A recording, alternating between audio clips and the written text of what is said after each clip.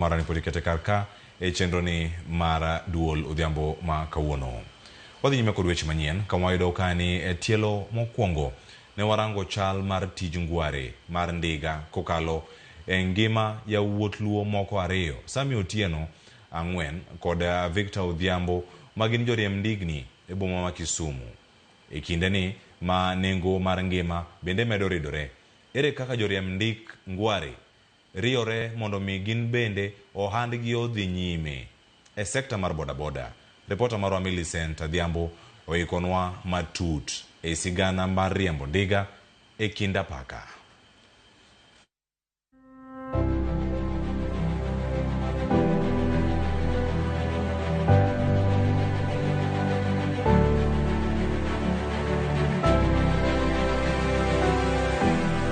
Ndika ni to kwa piem gi ng'ato.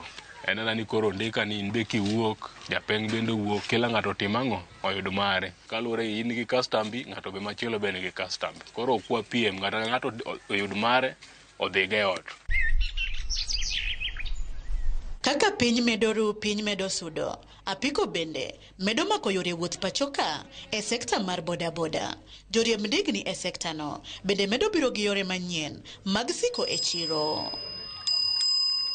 Kata obedo ni kwan jowuoth masani thoro hero tiyo gi apiko nikech odhi piyo ni malo, Sami kod Victor ni kod yie ni tijgi mar riembo ndiga e sekta mar bodaboda pod nigi thuolo kaluwore gi nengo mapiny ma gijuogo jowuoth. Apiko to onge gima ok dang' wach ni hinyowa kabisa, nikech apiko ting'o 50 kadhi mbele, to wating'en wanyalo ting'o less than 50. Koro mano to kinywa watinga tinga mbao 30 40 kwa dhi mbele nwengo nyaka wayudi. Piem manitie sekta mar bodaboda e kind ndiga ga apiko, kata kamano ok en mana mar nengo wuoth, tij rito ndiga kod yudo fundi meke ponono okethore bende medo bedo matek, kendo Sami gi Victor wacho ni ma miyo nyaka gikungi kata tek nade. Maintenance mondo lose mochung' kama bende na garama olawri mana kod apiko, nikech kibin mang'o spares mage ni malo mamoko bende nitie ma kikompare odong'wana matin to rum kod spares mag apiko. En na kamano go, lakini gik maintenance mare odwaro hesabu. Odwaro kikeno nega matin tin. Inwengo mayudo pile nyaka kan 150 moro, nikech ng'eni gimoro amora nyaka itimne service. Koro kano 50 moro ma kapo ni gimoro yudre ma emergency tanyalo loso go ndiga. Sami kod Victor yango riekni mamoko magitiyo godo kopogore gi ting'o jowuoth kende mondo yuto margi onjudre maberberie, gino ma kizungu dendo ni diversifying. Kaka na deliver gik moko, samora ting'o ne ji rech, samora ting'o omena, asa apply gik mang'eny. Koro ka tegemea abiria kende. Kendi nyaka imany customer, to be nyaka iwuo gi customer maber, to be nyaka ibed ng'ama ler. Ng'eni jogi be ok ginyal idhi tidum misutu. Koro za time abin be kaka jandiga kiseng'eni kae kumi yute, nyaka ibed ng'ama ler, nyaka iwuo gi customer maber mondo yuto ni obed maber. Pesa mar ote ber molo mar ting'o abiria, nikech inyalo ori tidhi deliver gita kido to miya pesa maber. Imi pesa maber. Alafu abiria be pesa nitie, lakini abiria pesa tin. Abiria pesa tin. But abiria moko ntie minyalo nwang'o mo haya i. Onyalo haya ibi udhi kata mana kata dunga kuchonde. Kuchopo kile kendo cha kuduo kode. Mano be pesa maber. Kolo mage mamedo ting'o wa malo. Kata obedo ni kwan apiko medore sekta mar bodaboda, kamoting'o nyaka mago matiyo kod teko stima, kod bedo ni oganda mathoth thoro hero idho apiko. Nono ka ndigni bende biro budho kapod nitie sekta mar bodaboda. Kata kamano, geno to pod gin go. Apiko to ok nyal muonyowa nikech ndego chako chon, mabe jo apiko go wuok e ndiga kadhi apiko.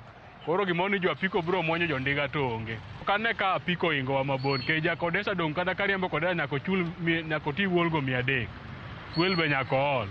Ting'eni wan to kwa yudo mato mogo e muogo to wana sawa. Rumo to bo rumo. Rumo to bo rumo nikech ng'eny ma bo donjo e apiko. Bato ko bo rumo gi san, pod entie. Seche moko michajo gin automatic.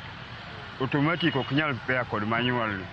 Nikech manual ni en gima idhi tiyo kodi to automatic seche moko koth ochiwo goyi kode seche moko nyalo ketho. Koro an kokora wuon to nahero manyono kod energy ni molo mag electric kandego. Ne kastembegi yiero kind tiyo gi ndiga kata apiko e yor wuoth oyiengore nengo kod arita margi e wang' apaya. Gido mamiyo pod nitie oganda ma pod ohero tiyo gi ndigni mohewo apiko. Ndiga ibiro kawo na siling 30 kata siling moro 20. Apiko to biro chaja siling 50 kata siling 70. E speed mar ndiga ber moinga apiko nuko apiko this speed to gikone ok inyal ng'eyo mbele gima nyalo timo, nyalo cause accident your speed no. Jondiga bende nigi respect. Jo apiko ing'ani kosechopo e ndara to dwaro no moma kumora mora ma onge ni mano ng'ama ni kanyo. In ma afadhali barne. Koro jandiga ting'eni ong'eyo ni ng'ato ni mbele, ong'eyo no ningo okaw kon mane mondo kik gihinyre ndara. Gano no apiko ok dhi tieko ndiga nikech kata ambe nasebiro kar kae kimonda manye moro matin. Bende Sami kod Victor nigi lek mar bero ngimagi makiny.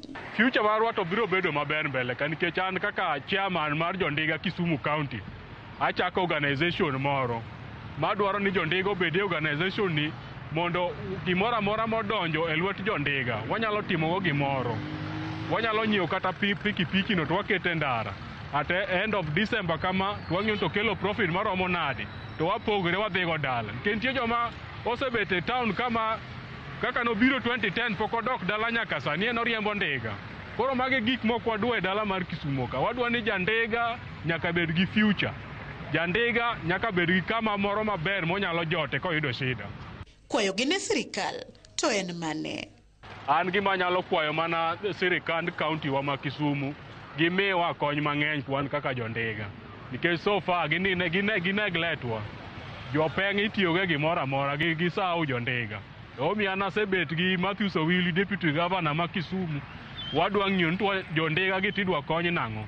Gimoro amora mawuok kik obed nodhi mana ni jopeng' kende. Jondiga be nyaka tim ang'o? Nyaka yud gino. Kendo gimed gerowa. Alafu kaber to ginyalo jok man kod ndigni achiel kaka wan kamagi. Ginyalo nwang'o ni kata ndiga moro ariyo cha adek moko bende ni ng'ato riembo e ndara ka chuliga pesa moro.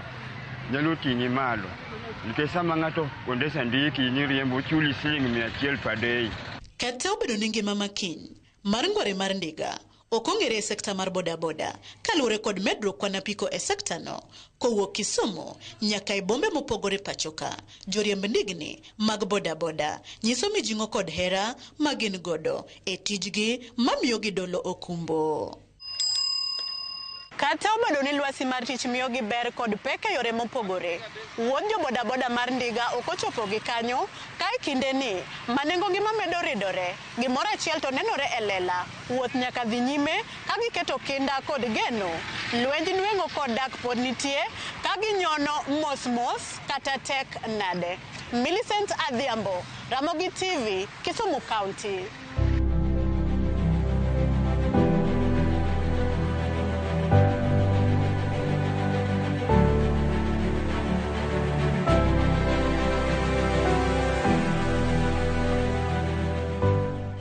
Erokamano ahinya Millicent ka koro waloro kidieny no mago maga wacho ni safar mar ndiga mano kit bodaboda no. An gi sigana nitie moro mana jaidhoga kadhi e Somudin mano kanisa ma Milimani, St. Joseph's Milimani kawuok na